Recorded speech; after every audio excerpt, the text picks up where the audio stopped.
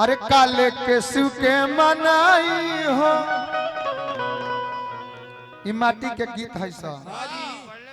पुराना नु हो सही ना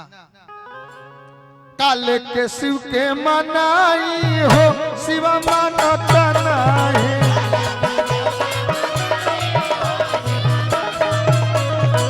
काले के शिव के मनाई हो शिव मानता नहीं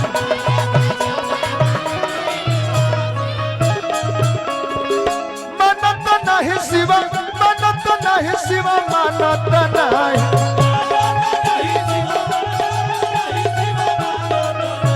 नहीं शिवा मानत नहीं शिवा मानत नहीं काल के शिव के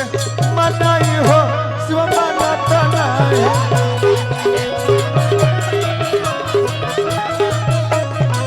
काल के शिव के मनाई हो शिव मानत नहीं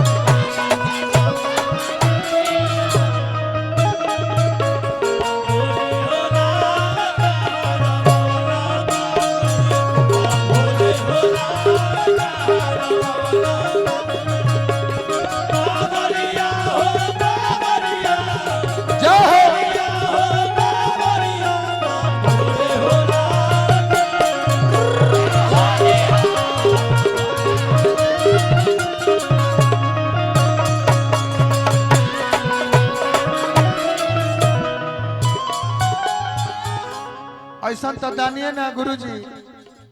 जे दुनिया के महल अटारी दे दे अपने टूटा ही मड़ई पर्वत पहाड़ पर रही साला दो साला शिव के मन ही ना भावे साला दो साला शिव के मन ही ना भावे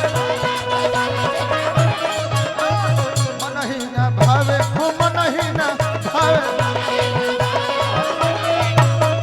मन ही ना भावे वो मन ही ना भावे अरे टूटा ही मड़ई कहा पाई हो शिव मानत नहीं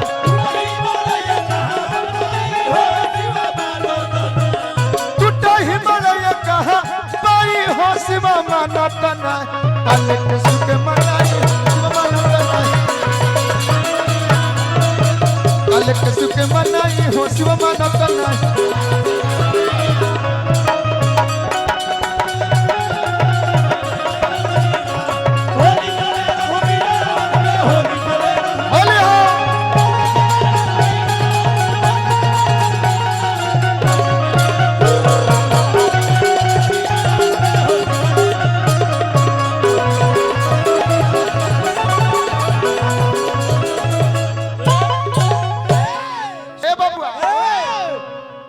अरे पूरी मिठाई सुके मन ही ना भावे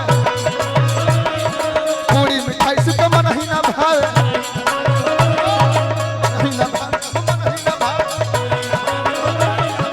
मन ही ना